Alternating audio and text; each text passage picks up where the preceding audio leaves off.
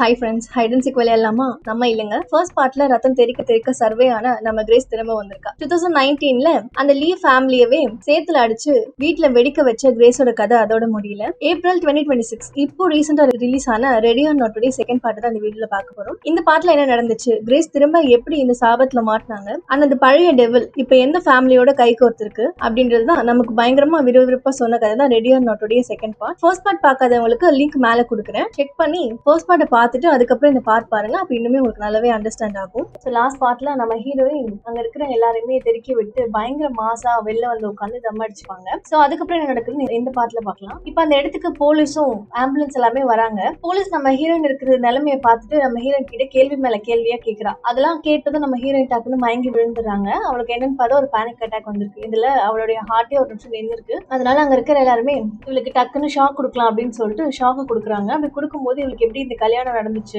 இவ எப்படி இந்த வீட்டுக்குள்ள வந்தா, இவ எப்படி அந்த ஐடென்டி கார்டு எடுத்தா அப்படின்ற எல்லா விஷுவலைஸுமே ஒரு ஃபிளாஷ் மாதிரி இவளுக்கு வந்துட்டு போகுது. இப்ப அப்படியே கட் பண்ணி ஹாஸ்பிட்டல் தான் கட்டுறாங்க. இப்ப நம்ம ஹீரோயின் ஓரளவுக்கு நல்லா ஆயிட்டாங்க. அவ கையில ஹேண்ட் கப் போட்டிருக்கு. ஆப்போசிட்ல பார்த்தா ஒரு போலீஸ் நின்றுட்டு இருக்காரு. உன்னோட ட்ரெஸ் எல்லாம் ரத்த கரையா இருந்துச்சுமா, அது மட்டும் இல்லாம நீ இருக்கிற இடத்துல 2 பேர் இறந்தும் போயிருந்தாங்க. சோ அதனால உன் சந்தேகத்தின் பேரை நாங்க அரெஸ்ட் பண்ணிருக்கோம் அப்படின்னு இவங்க 2 பேரும் பேசிட்டு இருக்கும் போதே அந்த ரூம்குள்ள ஒரு பொண்ணு வராங்க. இவங்க யாருன்னு பார்த்தா நம்ம ஹீரோயினுடைய சிஸ்டர். இது 7 வருஷமா இவங்க 2 பேருமே பேசிட்டே இருந்திருக்க மாட்டாங்க. இந்த போலீஸ் கேக்குறாங்க யாருமான்னு கேட்கும் போது நான் இவளுடைய சிஸ்டர் அப்படின்னு சொல்றாங்க. சரி ஓகே, நீங்க 2 பேரும் பேசுங்க அப்படின்னு சொல்லிட்டு அவர் பாட்டி கிளம்பி வெளில போயிட்டாரு. இவங்க 2 பேருக்கு என்ன பஞ்சாயத்து அப்படின்னு பார்த்தா, நம்ம ஹீரோயினும் இவங்களும் ஆசிரமத்துல தான் வளர்ந்துருப்பாங்க. சோ ஹீரோயினுக்கு 18 வயசு ஆனதுனால இதுக்கப்புறம் இந்த ஆசிரமத்துல இருக்க முடியாது அப்படின்னு சொல்லிட்டு வெளில அனுப்பிச்சிருவாங்க. தங்கச்சி ரொம்ப கெஞ்சி கேட்பா, நானும் வரேன் கூட அப்படின்னு சொல்லிட்டு. பட் அப்போதைக்கு நம்ம ஹீரோனால இவளை பாத்துக்க முடியாதுன்றதுனால, உன்னை கூட்டிட்டு போக முடியாதுன்றது ஆஷா சொல்லிட்டு அங்க கிளம்பி போயிருப்பா. அதனால இத்தனை வருஷம் நம்ம தங்கச்சிக்கு நம்ம அக்கா மேல பயங்கர போகும். இப்ப நம்ம ஹீரோயின் கேக்குறாங்க எப்படி இருக்க அப்படின்னு சொல்லிட்டு அவங்க தங்கச்சி கிட்ட. நான் எப்படி இருந்தா உனக்கு என்ன, அதான் என்னை விட்டு போனவ தானே அப்படின்னு சொல்லிட்டு இவ பயங்கர ஆஷா தான் பேசுறா. சரி இப்ப எங்க இருக்க,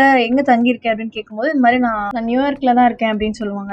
இங்கதான் இருக்கேன் அப்படின்னா ஏன்டி இவ்வளவு நாள் என்ன கான்டாக்ட் பண்ணல அப்படின்னு கேட்கும்போது, அப்படியே கான்டாக்ட் பண்ணா மட்டும் தங்கச்சின்ற பாசத்துல என்ன வந்து பாத்துருக்க போறியா, அதெல்லாம் இல்ல எப்பயும் என்ன விட்டுட்டு போனவ தானே அப்படின்னு சொல்லிட்டு சொல்லுவா. இப்ப கூட நான் வந்திருக்க மாட்டேன், நீ ஏதோ சாக்கு கிடைக்கிறேன்னு சொன்னதுனால தான் வந்தேன், நீ நல்லா இருக்கேன்னு தெரிஞ்சா சத்தியமா நான் வந்திருக்க மாட்டேன், இப்ப என்ன பிரச்சனை, ஏன் ஹாஸ்பிட்டல்ல இருக்க அப்படின்னு சொல்லிட்டு கேட்பா. அதுக்கு உடனே நம்ம ஹீரோயின் சொல்வா, நீ கண்டிப்பா நம்ப மாட்டேன் நான் நடந்த விஷயத்தெல்லாம் சொன்னா அப்படின்னு போது, அப்ப ஓகே நீ சொல்லவே வேணா, நான் கிளம்புறேன் பாய் அப்படின்னு கிளம்ப போற டைம்ல சரி இரு நான் சொல்றேன், அதுக்குள்ள ஏன் ஓடுற அப்படின்னு சொல்லிட்டு நடந்த விஷயத்த எல்லாத்தையுமே சொல்லுவா. இந்த மாதிரி நான் ஒருத்தனை கல்யாணம் பண்ணேன், அவங்க சம்பிரதாயம் சொல்லிட்டு என்ன ஒரு கேம் ஆட சொன்னாங்க, அந்த கேம்ல எல்லாரையும் கொல்ல வேண்டியதா போயிடுச்சு, கரியறதுக்குள்ள அவங்க எல்லாருமே நான் கொலை பண்ணிருக்கணும், அதான் என்னுடைய டாஸ்க் அப்படின்னு சொல்லிட்டு நடந்த விஷயத்த எல்லாமே சொல்லுவா. தங்கச்சி நம்ம ஹீரோயின் ஒரு மாதிரி பாப்பா. அப்படியே கட் பண்ணி ஒரு கிழவனை தான் காட்டுறாங்க. இந்த கிழவனோட பேரு செஸ்டர். அவ படுத்த படுக்கையில உட்காந்துக்கிட்டு ஒரு வார் நடக்கிறத வந்து பாத்துட்டு இருப்பான். அப்புறம் கொஞ்ச நேரத்துல யாருக்கோ கால் பண்ணிட்டு அந்த வார கண்டிப்பா இப்ப நீங்க நிறுத்தணும் அப்படின்னு சொல்லிட்டு ஆர்டர் எல்லாம் பாஸ் பண்றாங்க. இவன் சொல்லி 5வது நிமிஷம் அந்த வார் அப்படியே நிக்குது. அது பிளாஷ் நியூஸா வருது. அப்படின்னா இவன் பெரிய கைதான் போல. இப்படி இருக்கும்போது டக்குனு அந்த இடத்துக்கு அந்த குடும்பத்துடைய லாயர் ஒருத்தர் வராரு. இந்த மாதிரி இதுக்கு முன்னாடி ஃபர்ஸ்ட் பிளேஸ்ல இருந்த குடும்பம் வந்து மொத்தமா இறந்து போயிட்டாங்க, அவங்களுடைய மருமக மட்டும் தான் இப்போதைக்கு உயிரோட இருக்கா அப்படின்னு சொல்லிட்டு நம்ம ஹீரோயின் பத்தி இவங்க கிட்ட சொல்லிட்டு இருப்பாங்க. ஆக்சுவலி இந்த கிழவனும் அதே கல்ட்டு குரூப்ல இருக்கிறவன் தான் போல. அதனாலதான் வந்துட்டு இவன் இவ்வளவு டாப் பொசிஷன்ல இருக்கான் இந்த டீமன்னால. அப்படியே இப்படி இந்த நியூஸ் இவன் சொன்னதுனால சரி உடனே என் குழந்தைங்களை எல்லாம் வர சொல்லுங்க அப்படின்னு சொல்லிட்டு அந்த கிழவன் ஆர்டர் போடுறான். அது மட்டும் இல்ல இந்த கல்ட்டு குரூப்ல இருக்கிற எல்லாருக்குமே இந்த இன்ஃபார்ம் பாஸ் பண்ணிடுங்க அப்படின்னு சொல்றான். ஏன்னா இந்த கல்ட்டு குரூப்ல இவங்களை தவிர இன்னும் கொஞ்சம் பீப்புள்ஸ் கூட இருக்காங்க போல. சோ அவங்க எல்லாருக்குமே அந்த இன்ஃபர்மேஷன் அப்படின்றது பாஸ் ஆகுது. இப்ப அப்படியே எல்லா நாட்டுல இருக்கிற அந்த கல்ட்டு கும்பலுங்களுக்கும் அந்த நியூஸ் அப்படின்றது போகுது, சைனா, ரஷ்யா, ஜெர்மனி அப்படின்னு சொல்லிட்டு. இப்ப அப்படியே அந்த கிழவனோட 2 பசங்க தான் காட்டுறாங்க. இந்த பொண்ணு பேரு உர்சுலா, அந்த பையன் பேரு டைட்டஸ். இவங்க 2 பேருமே அந்த கிழமை கிட்ட வராங்க. அந்த கிழமை உடனே இந்த மாதிரி இருக்கிற நியூஸ் அப்படியே சொல்றான். அந்த குடும்பமே இறந்து போயிடுச்சு, இப்ப டாப்ல இருந்த குடும்பம் அப்படியே இறந்து போயிடுச்சு, அவங்க மருமக மட்டும் எப்படியோ தப்பிச்சிட்டா அப்படின்னு சொல்லும் போது அந்த பொண்ணு சொல்லும், அப்ப இதுக்கப்புறம் நம்ம தான் டாப் அப்படின்னு சொல்லும் போது அந்த கிழமை சொல்லுவான், இல்லம்மா அந்த டீமனுக்கு எப்பவுமே நம்ம வந்துட்டு ரூல்ஸ் பிரகாரம் போனாதான் அவனுக்கு பிடிக்கும், நம்ம இப்படி ரூல்ஸ் மீறக்கூடாது அப்படின்னு சொல்லும் போது டக்குனு அந்த பையன் சொல்லுவான், இல்லப்பா இது ரொம்ப ரிஸ்கான விஷயம் அப்படின்னு சொல்லும் போது அந்த கிழவன் டக்குன்னு நம்ம டைட்டஸ் ஒரு அடி அடிச்சிடறான். அடிச்சுட்டு ஆம்பளை மாதிரி பேசுறா, பொண்ணு மாதிரி நடந்துக்காத அப்படின்னு சொல்லுவான். உடனே அதுக்கப்புறம் என்ன ஆகும், அந்த கிழவன் கையில வச்சிருந்த ரிங்கை கழட்டி கொடுத்துட்டு என்ன கொலை பண்ணிடுங்க, அப்பதான் வந்துட்டு இந்த கேமை நம்மளால போட்டி போட்டு ஜெயிக்க முடியும் அப்படின்னு சொல்லிட்டு தலகாணி வச்சு அமுக்கி கொள்ள சொல்றான். இவங்களும் வேற வழி இல்லாம அந்த கிழவனை அமுக்கி சொல்றாங்க. அப்படியே கட் பண்ணி அப்படியே வீல் சேர்ல நம்ம ஹீரோயினை கூட்டிட்டு வந்துட்டு இருப்பாங்க. அப்ப கரெக்டா இடத்துக்கு வில்லன் ஒருத்தன் வரான். இவனும் அந்த கழுத்து கும்பல்ல ஒருத்தன் தான். நம்ம ஹீரோயினை போட்டு தள்ளிட்டா அடுத்து இவன் தான் ஃபர்ஸ்ட்ல இருப்பான் அப்படின்றதுக்காக தான் இங்க வந்திருப்பான். அவன் மூடி வந்து இப்ப ஹீரோயின் பக்கத்துல இருக்கிற போலீஸா கத்தியால குத்தி கொலை பண்ணிடுறான். இதை பார்த்து அங்க இருந்து தப்பிச்சு போலாம் அப்படின்னு சொல்லிட்டு ஹீரோயினுடைய தங்கச்சியும் போய் ஒரு இடத்துல ஒளிஞ்சுக்கிறாங்க. கரெக்டான இடத்துக்கே வரான். ஹீரோயின் அங்கதான் இருக்காங்கன்னு சொல்லிட்டு எட்டி பார்க்கலாம்னு வரும்போது அங்கிருந்து நம்ம ஹீரோயின் எஸ்கேப் ஆயிருப்பாங்க. அப்படியே வந்து அந்த போலீஸ் கிட்ட இருக்கிற கன்னை தூக்கிட்டு போயிடலாம் அப்படின்னு சொல்லிட்டு தான் வந்திருப்பாங்க. பார்த்தா கரெக்டா அந்த இடத்துக்கு அந்த வில்லு வந்துடுறான். நம்ம ஹீரோயினை கொலை பண்ணலாம் அப்படின்னு சொல்லிட்டு கத்தி எடுத்து குத்த போகும்போது டக்குன்னு அவன் பிளாஸ்ட் ஆகி வெடிச்சிடறான். வச்சிருக்கான். இதை பார்த்து தங்கச்சி பயந்து போயிடுறாங்க. அதுக்கப்புறம் கிட்ட வந்துட்டு நான் தான் சொன்னேன்ல இது இந்த மாதிரிதான் நடந்துட்டு இருக்கு அப்படின்னு சொல்லிட்டு நம்ம ஹீரோனுடைய அந்த பழைய காஸ்டியூம் அதையே எடுத்து மாட்டிக்கிறாங்க. அந்த போலீஸ் கிட்ட எடுத்து கண்ணியை எடுத்துக்கிட்டு தங்கச்சி கூட்டிட்டு இங்க தப்பிச்சு போலாம் அப்படின்னு சொல்லிட்டு போகும்போது கரெக்டா லிஃப்ட் கிட்ட வரும்போது அந்த லாயர் வந்துடுறாரு. வந்துட்டு ஒரு கேஸ் மாதிரி இருக்கும், அதை வந்து ஸ்ப்ரே பண்ணி விட்டுறாங்க. அந்த இடம் ஃபுல்லா ஃபார்ம் ஆகி அவங்க 2 பேருமே மயங்கி விழுந்துடுறாங்க. நம்ம ஹீரோயின் கிட்ட வந்து அவளோட நிலைமையெல்லாம் பார்த்துட்டு இது கேம் ஸ்டார்ட் ஆகிறதுக்கு முன்னாடியே வந்துட்டு இவளை கொல்றதுக்காக அவன் ட்ரை பண்ணிருக்கான், அதனாலதான் வெடிச்சு செதறிட்டான் அப்படின்னு சொல்லிட்டு அந்த ரூல்ஸ் ஒண்ணு சொல்றான். அப்படியே நம்ம ஹீரோயினையும் தங்கச்சியும் வந்து கிட்னாப் பண்ணிட்டு போயிடுறாங்க. அங்க கட் பண்ணி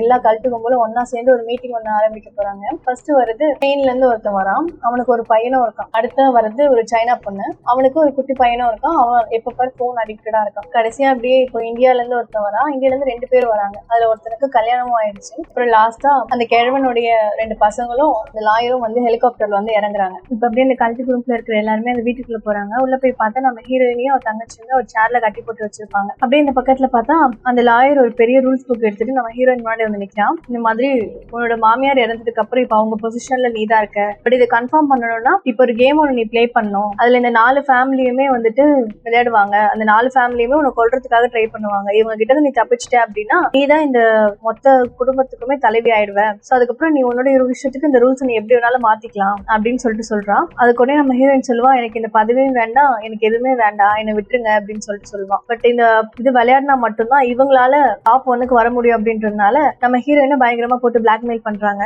உன் தங்கச்சி நான் கொலை பண்ணிடுவேன் அப்படின்னு சொல்லிட்டு. அதனால இப்ப வேற வழி இல்லாம சரி விளையாடி தொலைறேன் அப்படின்ட்டு நம்ம ஹீரோயினை அதை அக்செப்ட் பண்ணிக்கிறாங்க. இப்படி டிஸ்கஸ் பண்ணிட்டு இருக்கும் போதே அந்த ரூம்குள்ள ஒரு பொண்ணு வரா. இவ பேர் பிரென்சஸ்கா. இப்ப நம்ம ஹீரோயினை பயங்கர கோவமா பார்த்துட்டு நீ கல்யாணம் பண்ண இருந்தவன் நான் லவ் பண்ண பையன், நாங்க 2 பேர் தான் கல்யாணம் பண்ணிக்க வேண்டியதா இருந்துச்சு, நடுவுல நீ வந்துட்ட, இப்ப அவன் போட்டு விட்ட ரிங்க எங்கடி அப்படின்னு சொல்லிட்டு ரொம்ப கோவமா கேட்பான். அது கூட நம்ம ஹீரோயின் பயங்கர கெத்த அதெல்லாம் அவன் வெடிச்சு செதறப்போ மூஞ்சிரத்துக்கு விட்டு எரிஞ்சிட்டேன் அப்படின்னு சொல்லிட்டு பயங்கர மாசா சொல்லுவான். டக்குன்னு அவளுக்கு கோவம் வந்து அடிக்கிறதுக்காக பாய்வா. டக்குன்னு அங்க இருக்கிறவங்க எல்லாமே தடுத்து நிறுத்திடுவாங்க. அப்படியே நம்ம ஹீரோயினுக்கும் அவங்க தங்கச்சிக்கும் ஒரு மயக்கம் மருந்து கொடுத்து அவங்க 2 பேரும் தூங்க வச்சிடறாங்க. அதுக்கப்புறம் அப்படியே பின்னாடி வந்துட்டு அந்த ரூல்ஸ் எல்லாமே அந்த ஃபேமிலி மெம்பர்ஸ்க்கு எடுத்து சொல்லிட்டு இருக்காங்க. ஸோ ஃபர்ஸ்ட் ரூல்ஸ் என்னன்னா இந்த கேமுக்கு குடும்ப தலைவர்கள் மட்டும்தான் விளையாடி பார்ட்டிசிபேட் பண்ண முடியும்.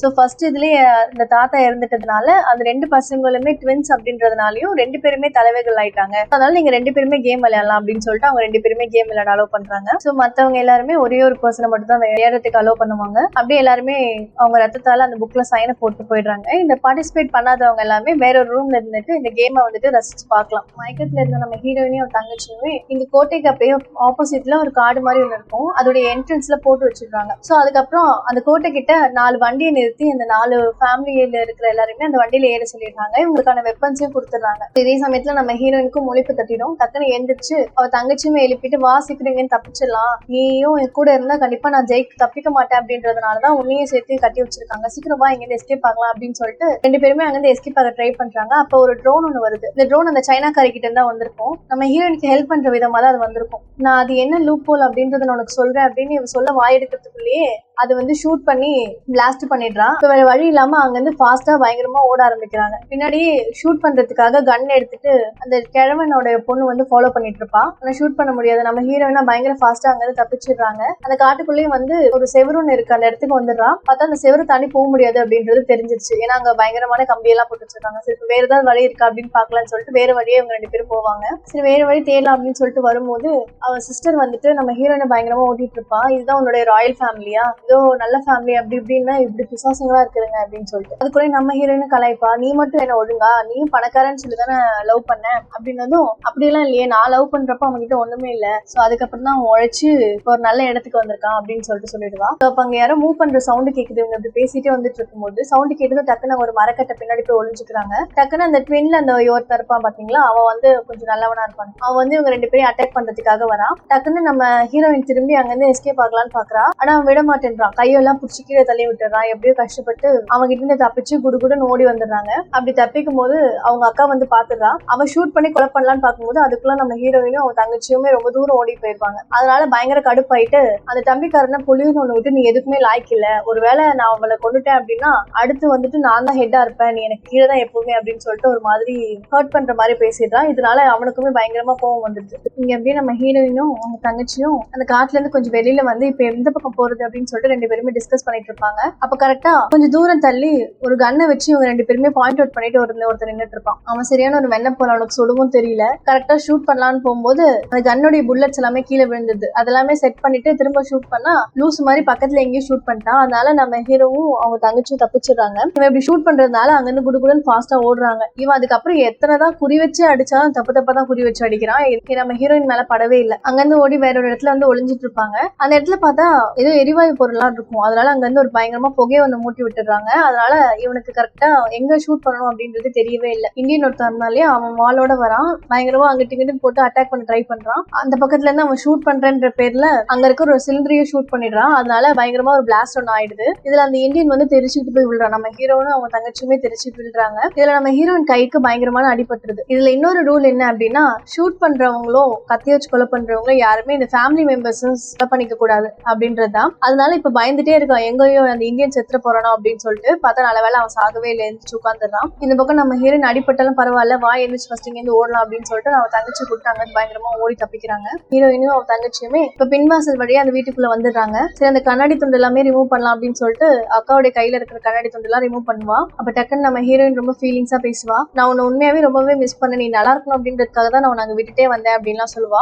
ஆனா நான் அவங்களோட தங்கச்சி வந்து அதெல்லாம் பெருசா காதுல வாங்கிக்கிற மாதிரியே இல்லை. இவங்க இப்படி ரெண்டு பேரும் பேசிட்டு இருக்கும் போது கரெக்டா அந்த ரூமுக்குள்ள அந்த இந்தியன் வரான். அவனை பார்த்ததும் இவங்க ரெண்டு பேரும் பயந்து போய் ஒரு இடத்துல ஒளிஞ்சுக்கிறாங்க. இவன் வேற வழியா எங்கேயும் தப்பிக்கலாம் அப்படின்னு சொல்லிட்டு பக்கத்துல இருந்த டோர் வழியா அவங்க ரெண்டு பேரும் தப்பிக்க ட்ரை பண்றாங்க. கரெக்டா அதை பாத்துறாங்க. இப்ப அவங்க தப்பிச்சு போன ரூமுக்குள்ள கையில மாட்டிருக்கிற விலங்க கட் பண்றதுக்கு ஒரு பொருள் இருக்கும். அதை வச்சு அவங்க கையை கட் பண்ணிக்கிறாங்க. இந்த சவுண்ட் கேட்டு அவனும் இங்க வந்துடுறான். ஒரு ஃபைட் ஒன்று நடக்குது. அந்த இந்தியன் நம்ம ஹீரோயின் அடிக்க, நம்ம ஹீரோயின் அந்த இந்தியனை போட்டு மிதிக்க அப்படின்ட்டு ஒரு பயங்கரமா ஒரு ஃபைட் ஒன்று நடக்கும். இப்போ இந்த சண்டையில அங்க ஒரு பெரிய ஒரு வாஷிங் மிஷின் இருக்கும். அதுல அந்த இந்தியனை உள்ள போட்டு க்ளோஸ் பண்ணிடுறா. அந்த வால்வையும் திருப்பி விட்டுறா. அதனால கொதிக்க தண்ணி அப்படியே மேல வந்து அங்கேயே கொடூரமா செத்து போறான். இப்ப செத்தவன் பாக்கெட்ல இருந்து ஒரு போன் ஒன்று எடுக்கிற நம்ம ஹீரோயின் இப்ப அப்படியே கட் பண்ணி அந்த லாயர் தான் காட்டுறாங்க. இப்ப அந்த இந்தியன்ல அந்த பெரியவன் இறந்து போயிட்டதுனால இதுக்கப்புறம் அந்த சின்னவன் தான் வருவான். நீதான் இதுக்கப்புறம் இந்த குடும்பத்தோட தலைவன், so நீதான் போய் ஃபைட் பண்ணும் அப்படின்னு சொன்னா உனக்கு பயங்கரமா கை காலம் நடுங்குது, உதறுது. அதனால நான்லாம் போக மாட்டேன் அப்படின்னு சொல்லும் போது, அப்படி நீங்க போகல அப்படின்னா உங்க சொத்து எல்லாமே வந்துட்டு போயிடும் அப்படின்னு சொன்னதும், ஏன் நான் குடும்ப தலைவரா இருக்க விருப்பப்படல, என்னோட வைஃபை நான் போடலாமா அப்படின்னு கேட்கும்போது அவங்க வைஃப் சமகாண்டா வராங்க. நான்லாம் வரல, என்னெல்லாம் இந்த வம்புல இழுத்து விடாத, மரியாதை ஓடிடு, இல்லை நானே ஒன்று கொண்டுருவேன் அப்படின்னு சொல்றா. அதெல்லாம் கேட்காம கடகடன் ஓடி அந்த லாயர் கிட்ட போயிட்டு இதுக்கு ஏதாவது பாசிபிள் இருக்கா அப்படின்னு கேட்கும்போது அவர் ஒரு ஃபார்ம்ல கையெழுத்து வாங்கிக்கிறாரு. இது ஒரு வழியே இல்லை, அந்த அம்மா தான் போய் ஆகணும். அப்படியே கட் பண்ணி ஹீரோனி தான் காட்டுறாங்க. 911 கால் பண்றா. கால் பண்ணிட்டு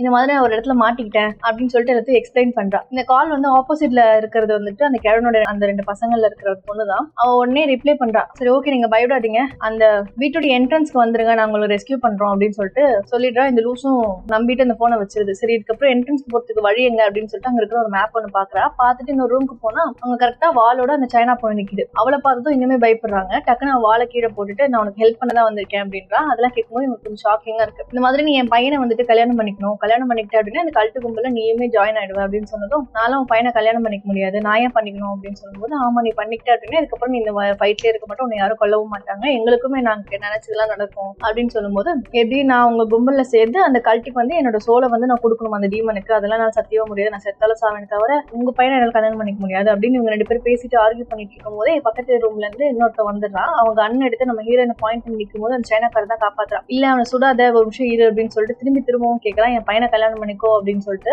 இல்லைன்னா நானே உன்னை கொலை பண்ணிடுவேன் அப்படின்னு இவங்க ரெண்டு பேரும் ஆர்கியூ பண்ணிட்டு இருக்கும் போதே டக்குன்னு அங்க ஒரு கைகலப்பு மாதிரி நடக்குது. நம்ம ஹீரோயினையும் தங்கச்சியும் அட்டாக் பண்ண ஆரம்பிக்கிறாங்க. இந்த கைகலப்புல தெரியாம அந்த சைனாக்காரியை வாழ வச்சு அந்த சுட வந்தவன் கழுத்துலயே ஒண்ணு போட்டுறா. அதனால அவன் இறந்து போயிடுறான். ரூல்ஸ் படி டீம் மெம்பர்ஸ் ஃபேமிலி மெம்பர்ஸ் யாருமே கொலை பண்ணக்கூடாது. இப்படி கொண்டுட்டதுனால அந்த சைனாக்காரியை கொஞ்ச நேரத்துல வெடிச்சு செத்துடுறா. டக்குன்னு இந்த ரூம்ல தான் காட்டுறாங்க. அந்த ரூம்ல எல்லாரும் வாட்ச் பண்ணிட்டு இருக்கிறவங்க எல்லாருமே அந்த சைனாக்காரோடைய பையனை தான் பாக்குறாங்க. குறுகுறுன்னு அவன் தின்றதுலதான் ரொம்ப ஆர்வமா இருக்கான். அவங்க என்ன நடக்குதுன்னு புரியாம திருத்துன்னு முடிச்சுட்டு இருக்கும்போது டக்குன்னு அவனும் வெடிச்சு சதறிடுறான். சோ இப்ப அந்த சைனாக்காரி கிட்ட இருக்கிற வாழை மட்டும் நம்ம ஹீரோயின் தங்கச்சி எடுத்துக்கிறான். எடுத்துட்டு வெளில வந்ததும் சொல்றான், உனக்கு அவன் நல்ல ஆஃபர் தானே கொடுத்தா, அதை அக்செப்ட் பண்ணிக்கிறதுல உனக்கு என்ன பிரச்சனை அப்படின்னு கேட்கும்போது, என்னோட ஆத்மாவெல்லாம் நான் வந்துட்டு டீமனுக்கு கொடுக்க முடியாது, நான் செத்தாலும் சாவணி தவிர இப்படி ஒரு விஷயத்த நான் செய்ய மாட்டேன் அப்படின்னு சொல்லி தங்கச்சி பயங்கர டென்ஷன் ஆயிடுறான். டென்ஷன்ல நீ விட்டுட்டு போகும்போது எனக்கு 15 வயசு, என்னை பத்தி எப்பவுமே நீ யோசிச்சதே இல்லை, இப்பவுமே நீ உன்னை பத்தி சுயநலமா தான் யோசிக்கிறேன், நீ ஏன் இப்படி இருக்கேன்னு தெரியல அப்படின்னு சொன்னதும் நம்ம அக்காவுக்கு பயங்கரமா காண்டாவது. நான் உன்னை விட்டுட்டு வந்தது நல்லதுக்கு தான், அவனை தத்தெடுத்தவங்க வந்து ரொம்ப நல்லவங்களா தான் இருந்தாங்க, அதனாலதான் உன்னை விட்டுட்டு வர வேண்டியதா போச்சு, இப்போ லைஃப் நல்லா தானே இருக்கு, நீ ஒரு பணக்காரன தானே கல்யாணம் பண்ணிக்கணும் அப்படின்னு சொல்லும்போது நம்ம தங்கச்சி சொல்வா, இல்ல நான் அது சும்மா வெறுப்பேறிக்காக சொன்னேன், எனக்கு அப்படிலாம் இல்லை, நான் ஒரு நல்ல வேலையில கூட இல்லை அப்படின்னு சொல்லுவா. அது கேட்டதும் அக்கா உடனே பயங்கரமா ஓட்ட ஆரம்பிச்சிருவா. இப்ப அப்படியே ரெண்டு பேருமே என்ட்ரன்ஸ் கேட் கிட்ட வந்துடுறாங்க. அது தெரியாம இவங்க ரெண்டு பேரும் இதுங்க என்ன இன்னும் காணும் அப்படின்னு சொல்லிட்டு வெயிட் பண்ணிட்டு இருப்பாங்க. இப்ப பின்னாடி கத்தி முனையில ரெண்டு பேரையும் பிடிச்சி வச்சுட்டு உன் தம்பி கொலை பண்ணிடுவேன், என்ட்ரன்ஸ் கேட்ட மரியாதையை ஓப்பன் பண்ணு அப்படின்னு சொல்லிட்டு நம்ம ஹீரோயின் மிரட்டிட்டு இருப்பான். அப்ப கரெக்டா அந்த இடத்துக்கு வண்டியை ஸ்பீடா எடுத்துட்டு அந்த இந்தியனோட வைஃப் வருவா. எங்க இவங்க இடிக்கு தான் போறான்னு பார்த்தா அங்கிருந்து என்ட்ரன்ஸ் உடச்சுக்கிட்டு பயங்கர ஃபாஸ்டா போறா. அவங்க சண்டே ஆச்சு நீங்களாச்சு அப்படின்னு சொல்லிட்டு கரெக்டா போனதும் இங்க ஃபைட் பயங்கரமா ஆரம்பிக்குது. 4 பேருமே மாத்தி மாத்தி சமயம் அடிச்சுக்கிறாங்க. இந்த சண்டையில ஹீரோட தங்கச்சி எப்படியோ அவனை அடிச்சு போட்டு ஏதோ வெளில எஸ்கேப் ஆயிடலாம் அப்படின்னு சொல்லிட்டு கேட் வரைக்கும் போயிடுறா. பட் நம்ம ஹீரோயின் அவகிட்ட நல்லா வசமா மாட்டிக்கிறா. அதனால இப்ப என்ன பண்றது அப்படின்னு யோசிச்சுட்டு இருக்கும் போதே அந்த வில்லி கையில இருந்த ஒரு இரும்பு ராடை வச்சு நம்ம ஹீரோயின் தோள்பட்டியில ஒண்ணு வச்சிடறா. அதனால இப்ப ஹீரோயினால எங்கேயுமே நகரவே முடியல. சரி இப்ப வேற வழி இல்ல, நம்ம அக்காவை காப்பாத்தி தான் ஆகணும் அப்படின்னு சொல்லிட்டு போனவன் திரும்ப வந்து பயங்கரமா சண்டை போட்டு அங்க இருந்து நம்ம ஹீரோயினை ரெஸ்கியூ பண்ணி இவங்க 2 பேரும் ஒரு இடத்துக்கு போயிடுறாங்க. இந்த பக்கம் கோட்டைக்குள்ளதான் காட்டுறாங்க. அவங்க அப்பா இறந்துட்டதுனால இதுக்கப்புறம் நான் தான் ஃபைட் பண்ண போறேன் அப்படின்னு சொல்லிட்டு பிரான்செஸ்கா வந்து நிக்கிறான். அதனால அவங்கள்ட்ட சைனை வாங்கி அனுப்பிச்சு விட்டுறாங்க. இந்த பக்கம் சேஃபா இவங்க 2 பேரும் அந்த கோட்டைக்குள்ள வந்துடுறாங்க. சரி இவளுக்கு ஏதாவது ஃபர்ஸ்ட் எய்ட் பண்ணலாம் ஹீரோயினுக்கு அப்படின்னு சொல்லிட்டு அங்க இருக்கிறத வச்சு நம்ம ஹீரோயினுக்கு ஃபர்ஸ்ட் எய்ட் பண்ணிட்டு இருப்பா. அப்படி பண்ணிட்டு இருக்கும்போது ஹீரோயின் கேட்பா, நீ ஏன் என்ன விட்டுட்டு போக வேண்டியதானே, உனக்கு சான்ஸ் கிடைச்சிச்சுல அப்படின்னு சொல்லும்போது தங்கச்சி பயங்கரமா டென்ஷன் ஆகுறா. நான் ஒன்னும் நீ கிடையாது உன்னை விட்டுட்டு போறதுக்கு, நீ அப்படி கஷ்டத்துல இருக்கும்போது நான் எப்படி விட்டுட்டு போறது அப்படின்னு சொல்லுவா. இது 2 பேருக்கு ஆர்கியூ ஆயிடுதுல நம்ம ஹீரோயினுடைய தங்கச்சி அங்கேயே கிளம்பிடுறா. சரி அந்த வைன்ல வச்சு மாத்திரை போட்டு குடிக்கலாம் அப்படின்னு சொல்லிட்டு பெயின் கிளர் மாத்திரையை போட்டு குடிச்சிட்டு இருப்பா. அப்படி தங்கச்சி வச்சு சமாதானப்படுத்தலாம் அப்படின்னு சொல்லிட்டு அங்க இருந்து எந்திரிச்சு போவா. கரெக்டா அந்த இடத்துக்கு பிரான்செஸ்கா வரா. நம்ம ஹீரோயின் பார்த்து சுடலாம் அப்படின்னு சொல்லிட்டு ஒரு ராக்கெட் லான்ச்சர் எடுத்து வந்திருப்பான். சுட்டா அது லூஸ் ஒழுங்காவே சுடல, அது பின்னாடி போயிடுச்சு அந்த ராக்கெட் லான்ச்சர். அதை பார்த்து நம்ம ஹீரோயின் கொஞ்சம் கதையை கலங்கிடுச்சு. இதுக்கப்புறம் இந்த ராக்கெட் லான்ச்சர் எல்லாம் வச்சு எந்த யூஸும் இல்லை அப்படின்னு சொல்லிட்டு நேராவே அட்டாக் பண்ணலாம் அப்படின்ட்டு வந்து பயங்கரமா ஓடி வருவா. அதே டைம்ல நம்ம ஹீரோயின் இங்க இருந்து ஓடி வந்து அவகிட்ட பெப்பர் ஸ்ப்ரே இருந்திருக்கும். அந்த பெப்பர் ஸ்ப்ரே வச்சு பிரான்செஸ்கா மூஞ்சில அடிச்சு விட்டுறா. அதனால கண்ணை முட்டி 2 பேருக்கு ஒரு ஃபைட் நடக்குது. ஏன் மூஞ்சில அடிக்கிறேன் நானும் அடிக்கிறேன் அப்படின்னு சொல்லிட்டு அதே பெப்பர் ஸ்ப்ரே எடுத்து நம்ம ஹீரோயின் மூஞ்சில அடிச்சு விட்டுறா. 2 பேருமே கண்ணை முட்டிட்டு பயங்கரமா சண்டை போடுறாங்க. அவங்க 2 பேருக்குள்ள இல்ல அந்த பக்கம் இந்த பக்கம் தேவையில்லாம தப்பா அடிச்சுட்டு சண்டை போட்டுட்டு இருப்பாங்க. ரொம்ப காமெடியா இருக்கும் பாக்கவே. அப்படியே கொஞ்ச நேரம் அப்படி இப்படின்னு தடவி அடிச்சு சண்டை போட்டு அதுக்கப்புறம் கரெக்டா நம்ம ஹீரோயினை வந்து கண்டுபிடிச்சிடா. பிரான்செஸ்கா போட்டு பொக்குன்னு வைக்க ஆரம்பிக்கிறா. இந்த சண்டையில நம்ம ஹீரோயின் நம்ம கையில ஒரு பியானோ ஒண்ணு கிடைக்கும், அதை வச்சு பிரான்செஸ்கா மூஞ்சில ஒண்ணு பொக்குன்னு ஒண்ணு வைக்கிறா. அப்படியே அங்க மட்டையிடுறா. இந்த பக்கம் நம்ம தங்கச்சி தான் காட்டுறாங்க. அவளுக்கு மனசே கேட்கல, அக்கா கூட இப்படி சண்டை போட்டு வந்துட்டோமே அப்படின்னு சொல்லிட்டு அதனால திரும்பி போலாம் அப்படின்னு போகும்போது கரெக்டா அந்த இடத்துக்கு இந்த டைட்டஸ் வந்துடுறான். அவன் வந்து நம்ம தங்கச்சி பயங்கரமா போட்டு அடிக்க ஆரம்பிக்கிறான். நம்ம தங்கச்சி சும்மாலாம் இல்லைங்க, அவ பேச்சுக்கு பொக்குன்னு படாத இடத்துலயே பட வச்சிடறா. டைட்டஸ் கேட்கறான் உன் அக்கா எங்க அப்படின்னு சொல்லும்போது இல்ல அவ தப்பிச்சு போயிட்டா, நான் மட்டும் தான் இங்க மாட்டிட்டு இருக்கேன் அப்படின்னு சொல்லுவா. அவ தப்பிச்சிட்டாளா, எனக்கு இப்ப யாரையாச்சும் கொன்னே ஆகணுமே, சரி உன்ன கொல்றேன் அப்படின்னு சொல்லிட்டு பயங்கரமா இங்க ஒரு சண்டை நடக்கும். செம்மடி அடிக்கிறா நம்ம ஹீரோயின் தங்கச்சிய. நம்மால் டுமியில விழுது அவளுக்கு அடி. எல்லாத்தையும் வாங்கிட்டு இருப்பா. கரெக்டா அப்பதான் அந்த டைட்டஸோட அக்கா ஒருத்தி வருவா. இவளை ஏன்டா போட்டு அடிச்சிட்டு இருக்க, இவள அடிச்சு ஒரு யூஸும் இல்ல, நம்ம அடிக்க வேண்டியது ஹீரோயின் தான் அப்படின்னு சொல்லும்போது திரும்பி அவங்க அக்காக்கே பொக்குன்னு ஒண்ணு வைக்கிறான். ஃபர்ஸ்ட் டைம் அவங்க அக்காவை அடிச்சிருப்பா போல. அவங்க அக்காவுக்கு கதியெல்லாம் கலங்கிடுச்சு. ஒரு நிமிஷம் ஷாக்கா பாக்குறா. சோ நம்ம டைட்டஸ் கிட்ட சொல்றான், என்ன அடிச்சு என்ன பண்ண போற, இவளை புடிச்சு வச்சுட்டு நம்ம அவளை மிரட்டலாம் அப்படின்ட்டு ஒரு ஐடியா ஒண்ணு கொடுக்குறான். நம்ம டைட்டஸ்க்கும் அது ஓகேன்னு படுது. இந்த பக்கம் நம்ம ஹீரோயின் ஆல்மோஸ்ட் கேட் கிட்ட வரைக்கும் வந்துட்டா. இன்னும் கொஞ்சம் விட்டா தப்பிச்சு போயிடுவா. அந்த இடத்துல ஸ்பீக்கர்ல ஒரு சவுண்ட் கேக்குது, உன் தங்கச்சி நான் புடிச்சு வச்சிருக்கேன் மரியாதையா வந்துரு அப்படின்னு சொல்லிட்டு தங்கச்சி கிட்ட மயக்க கொடுத்ததும் அவ சொல்றா, இல்ல நீங்க தப்பிச்சு போயிடுக்கா, என்னெல்லாம் நீ எக்ஸ்பெக்ட் பண்ணாத, நீ போ தயவு பண்ணி அப்படின்னு சொல்லுவா. இப்ப நம்ம ஹீரோயினுக்கு என்ன பண்றதுன்னு தெரியல. என்ட்ரன்ஸ் இருக்கிற ஆஃபீஸ் ரூம் கிட்ட அவங்களுக்கு ஒரு கன் ஒண்ணு கிடைக்குது. அந்த கன் எல்லாம் எடுத்து போட்டுட்டு பயங்கர மாசா இன்னைக்கு இருக்கிற அவங்களுக்கு எல்லாரையும் சாவடிச்சுட்டு தான் இன்னைக்கு வீட்டுக்கே போறேன் அப்படின்ட்டு பயங்கர மாசம் கேட்டு அங்க இருந்து கிளம்புவா. அப்படியே போற வழியில பிரான்செஸ்கா நின்னுட்டு இருப்பா. இவளை கொல்ல வரதுக்காக டக்குன்னு நம்ம ஹீரோயின் யோசிக்கவே இல்லை, பட்டுன்னு போட்டு உள்ள போயிட்டா. இவ பிரான்செஸ்கா இருந்ததுக்கு அப்புறம் அவளுடைய தம்பிதான் அப்படின்றதுனால அவன் கண்ணை தூக்கிட்டு வந்து நம்ம ஹீரோனை கொல்றதுக்காக ட்ரை பண்றான். பயங்கரமா ஷூட்லாம் பண்றான். நல்ல வேலைக்கு நம்ம ஹீரோயின் மேல அந்த எதுவுமே படல. நம்ம ஹீரோனோட இதுல வேற புல்லட் காலி ஆயிடுதா. அதனால அவ போய் அங்க கறிக்கட்டி எல்லாம் சேர்த்து வைக்கிறதுக்காக ஒரு ரூம் ஒன்று இருக்கும், அதுக்குள்ள போய் ஒளிஞ்சுக்கிறான். கரெக்டா உள்ள போய் லாக் எல்லாம் பண்ணதுக்கு அப்புறம் டைட்டஸ் வந்துட்டு ஹீரோனோட தங்கச்சிய அந்த கதவுல போலார்னு அடிச்சுட்டு நீ மட்டும் இப்ப வெளில வரலன்னா உன் தங்கச்சி இங்கேயே மறுகையாதான் அப்படின்னு சொல்லுவான். டக்குன்னு அப்பதான் நம்ம ஹீரோனுக்கு ஒன்று ஸ்ட்ரைக் ஆகுது. டக்குன்னு நம்ம டைட்டஸ் கிட்ட போயிட்டு இந்த மாதிரி நான் உன்னை கல்யாணம் பண்ணிக்கிட்டேன் அப்படின்னா நீ வந்து ஹெட் ஆயிடுவ, ஒருவேளை நீ வந்து என்ன கொல்லுட்ட அப்படின்னா உங்க அக்கா தான் ஹெட்டா இருப்பா, சோ அதனாலதான் நான் சொல்றேன் அப்படின்னு சொல்லும்போது டைட்டஸ் யோசிக்கிறான், இப்படி ஒரு லூப்போல் இருக்கா அப்படின்னு சொல்லிட்டு அந்த லாயர் கிட்ட கேட்கும் போது ஆமா இருக்கு அப்படின்னு சொல்றான். சோ இப்ப அடுத்த சீனே கல்யாணத்துக்கான ஏற்பாடு நடக்குது. நம்ம ஹீரோனுக்கு ட்ரெஸ் கொடுக்கலாம்னு சொல்லிட்டு டைட்டஸோட அக்கா வந்து நிக்கிறான். வந்து ஒரே குறை சொல்லிட்டு இருக்கான், அவெல்லாம் ஒரு ஆளுன்னு அவனை போய் நீ கல்யாணம் பண்ணிக்கோரியா அப்படின்னு சொல்லிட்டு. இதெல்லாம் அந்த பக்கத்துல இருந்து அவன் கேட்டுட்டு தான் இருப்பான். டக்குன்னு வந்து நீ என்னையே குறை சொல்றியா அப்படின்னு சொல்லிட்டு கழுத்து பிடிச்சு நடிச்சு கொலை பண்ணிட்டான். கொலை பண்ணும்போது சொல்றான், இது மாதிரி மத்தவங்களதான் வந்துட்டு நம்மளால கொல்ல முடியாது, பட் அவங்கவுங்க குடும்பத்துல இருக்கிறவங்கள நம்மளால ஈஸியா கொண்டுக்கலாம் அப்படின்னு சொல்லிட்டு சொல்றான். அப்படியே கீழே பேஸ்மெண்ட்ல தான் கல்யாணம் போல. சோ அதுக்கான செட்டப்லாம் அங்க ரெடி பண்ணி வச்சுட்டு நம்ம ஹீரோயின் அங்க கூட்டிட்டு வராங்க. பார்த்தா அங்க இன்னும் கூட கொஞ்சம் கல்ட் மெம்பர்ஸ் எல்லாம் வந்திருக்காங்க. அது மட்டும் இல்லாம அந்த ரூம்ல பெருசா ஒரு ஹோல் ஒண்ணு இருக்கு. அந்த ஹோல்ல தான் நிறைய மண்டை ஓடுலாம் இருக்கு. இப்போ கல்யாண ப்ரொசீஜர் எல்லாம் நடக்குது. அப்படியே அவங்க ரத்தத்தாலே சைன் எல்லாம் போட்டுக்கிறாங்க. அப்படியே கிஸ் பண்ணிக்கிறாங்க. இந்த கல்யாணம் எல்லாம் நல்லபடியா முடியுது. அப்படியே அந்த மோதிரத்தை எடுத்து போட்டு இதுக்கப்புறம் நான் தான் உங்களுக்கு ராஜா, நீங்க வந்துட்டு நான் தான் இதுக்கப்புறம் ஹெட், உங்களுக்கு எல்லாரும் வணங்குங்க அப்படின்னு எல்லாம் சொல்றான். அதே டைம்ல நம்ம ஹீரோயின் டக்குன்னு அங்க இருந்த அந்த பெண்ணை வச்சு டைட்டஸ் கழுத்துலயே ஒன்னு பொக்குன்னு ஒண்ணு வைக்கிறான். இதனால அவன் நில குழஞ்சு போயிடுறான். நீ தான் இந்த எனக்கு சொல்லி கொடுத்த, ரொம்ப தேங்க்ஸ், நம்ம ஃபேமிலி மெம்பர்ஸ் நம்மளே கொண்டுக்கலாம் அப்படின்னு சொல்லிட்டு இப்ப அவளை கொண்டுட்டு அந்த ரிங்கை தூக்கி நம்ம ஹீரோயின் போட்டுக்கிறா. இதுக்கப்புறம் நான் தான் உங்களுக்கு ஹெட், நான் நினைச்சதுல என்ன வேணாலும் மாத்தலாம் அப்படின்னு சொல்றான். இந்த விடியறதுக்கு இன்னும் கொஞ்ச நேரம் தான் இருக்கு. சோ நான் சொல்றேன் இதுக்கப்புறம் இந்த கழுத்து கும்பலே நான் இல்ல, நான் போறேன், ரிங்க தூக்கி அந்த பாதாளத்துக்குள்ள போட்டுறா, யாரெல்லாம் எடுத்துக்கோங்க அப்படின்னு சொல்லிட்டு அப்புறம் அங்க இருந்து கீழே இந்த கத்தியவும் தூக்கி கொடுத்துறா, அடிச்சுட்டு சாவுங்க அப்படின்னு சொல்லிட்டு. இது அப்படியே விடியுது. அங்க இருக்கிறவங்க எல்லாருமே பயங்கரமா பிளாஸ்ட் ஆகுறாங்க. அந்த மோதிரம் இப்ப யாருமே போட்டுல அப்படின்றதுனால. இதுல நம்ம ஹீரோயினுக்கு இருக்கிற கவலையே அவ ட்ரெஸ்ல நல்ல வேலை கரப்படல அப்படின்றதுதான். அவ அப்படி யோசிச்சுட்டு இருக்கும்போது அந்த இந்தியன்ல இருப்பான்ல அவன் நம்ம ஹீரோயின் கிட்ட நிக்கிறான். என்னடா இவன் மட்டும் வெடிச்சு சாவலையே அப்படின்னு நினைச்சிட்டு இருக்கும்போது டக்குன்னு நம்ம ஹீரோயின் கண்ணு முன்னாடியே அவன் வெடிச்சு சாவறான். இதனால இவங்க 2 பேர் ட்ரெஸ்லயுமே கரப்பட்டது. அடைச்ச அப்படின்னு சொல்லிட்டு இவங்க 2 பேரும் அப்படியே கையை கோர்த்துட்டு வெளில போயிடுவாங்க. இதோட இந்த படம் இங்க முடியுது. இந்த மாதிரி நிறைய இன்ட்ரெஸ்டிங்கான மூவிஸ்க்கு நம்ம வாய்ஸ் ஆஃப் ஃபிலிம் சேனலை சப்ஸ்கிரைப் பண்ணிக்கோங்க. தேங்க்யூ.